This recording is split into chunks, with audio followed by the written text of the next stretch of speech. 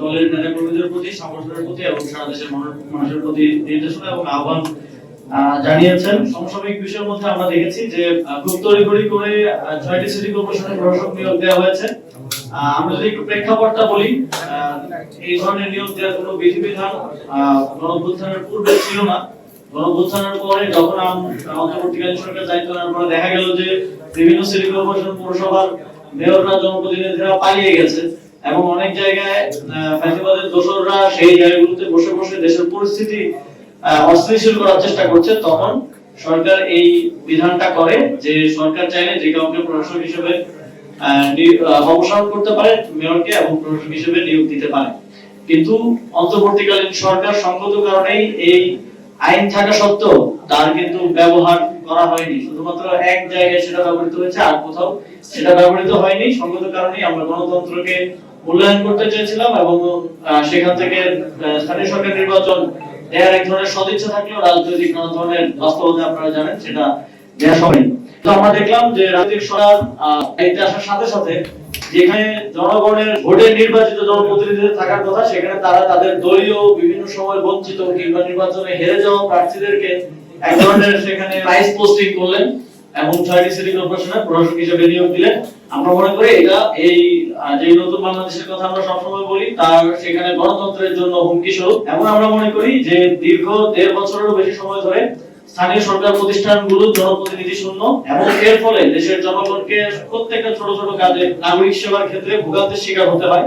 সেই বিবেচনায় খুব দ্রুত সময়ের মধ্যে স্থানীয় সরকার নির্বাচন আয়োজন করা প্রয়োজন এবং এই বিষয়ে সরকারের পক্ষ থেকে কোনো স্পষ্ট বক্তব্য আমরা দুঃখজনকভাবে পাইনি। আমরা আশা করি যে তারা খুব দ্রুত সময়ের মধ্যে টাইমলাইনটা আমাদেরকে দিবে, দেশের জনগণকে দিবে যে কোন কোন সময়ের মধ্যে, যেহেতু কয়েকটি ধাপে স্থানীয় সরকার নির্বাচন হয়, সিটি কর্পোরেশন, পৌরসভা, জেলা, উপজেলা, ইউনিয়ন পরিষদ, এই পুরো টাইমলাইনটা, রূপরেখাটা আমরা দাবি করছি। এবং আমরা দেখেছি যে প্রশাসক নিয়োগ দেওয়ার ক্ষেত্রেও সেখানে স্বচ্ছতার অভাব রয়েছে। সেখানে নির্দিষ্ট ভাবে মেয়াদ উল্লেখ করা নেই। সেখানে প্রজ্ঞাপনটি দেখে মনে হচ্ছে যে আমৃত্যু হয়তো তার প্রশাসক থাকবেন, এইভাবেই সেখানে লেখা আছে। অথচ সরকারি যে কোনো চুক্তিভিত্তিক নিয়োগের ক্ষেত্রে কিন্তু সময় সীমাটা উল্লেখ করা গুরুত্বপূর্ণ। ৬ মাস, ১ বছর, ২ বছর, স্বাভাবিকভাবে আমরা এই প্রক্রিয়াতে দেখে থাকি সরকারের চুক্তিভিত্তিক নিয়োগগুলো হয়ে। আমরা দেখেছি গত ২ দিন যাবত এক ধরনের ভয়ের রাজত্ব কায়েম করার চেষ্টা করা হচ্ছে। আমরা মনে করি যে পুলিশের মাধ্যমে এই যে বিভিন্ন জায়গায় রেডের নামে সাধারণ জনগণকেও এবং সাংবাদিকদের উপর হামলা হয়েছে, আপনাদেরও কয়েকজন সহকর্মীর উপর হামলা হয়েছে বলে আমরা জেনেছি। আমরা এই ঘটনার তীব্র নিন্দা জানাই।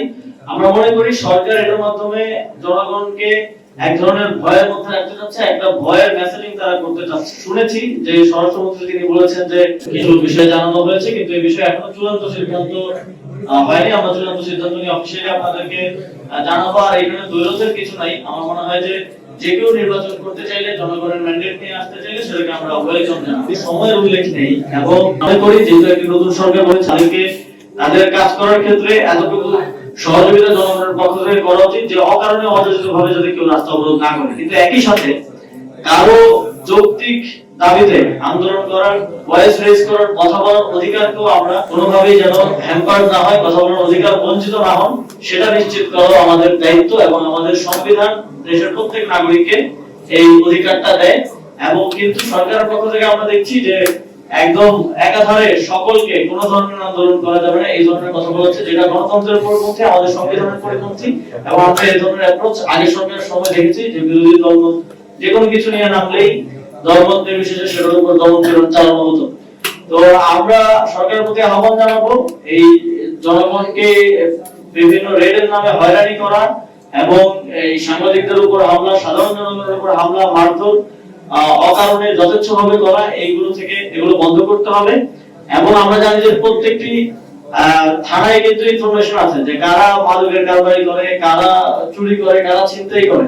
তো স্পেসিফিকলি সেটা নিয়ে কাজ, সেটা মানে এক ধরনের আইওয়াশ হচ্ছে আর কি। মূল জায়গায় কাজ না করে জনগণকে ভয় দেখানোর এক ধরনের চেষ্টা হচ্ছে বলে আমরা মনে করছি। জাতীয় নাগরিক পার্টি আপনারা দেখেছেন যখন জাতীয় নির্বাচনেরও প্রার্থীরা মনোনয়ন দেওয়া হয়, তখন আমরা শুধুমাত্র আমাদের দলীয় নেতা কর্মীদের বাইরেও যারা বিভিন্ন জায়গায় যোগ্য আছেন, জনপ্রতিনিধি হওয়ার যোগ্য আছেন এবং মানুষের জন্য কাজ করেছেন, কাজ করতে চান, অনেককে আমরা সুযোগ করে দেওয়ার চেষ্টা করেছিলাম। এবারও আমাদের সেই এবং দলীয় মনোনয়ন থাকবে না। সেক্ষেত্রে আহ, আহ, এবার ব্যক্তি হিসেবে সবাই নির্বাচনে আসবে এবং জাতীয় নাগরিক পার্টি তাদের নির্দিষ্ট প্রার্থীদের সাথে আমাদের যে সাংগঠনিক সমন্বয় সেটা করার মাধ্যমে আমরা তাদেরকে সহযোগিতা করবো, সেগুলো নির্ধারণ হবে আমাদের এই নির্বাচন পরিচালনা কমিটি। তো আজকে আমরা এখানে শেষ করতে চাই। আপনাদের সকল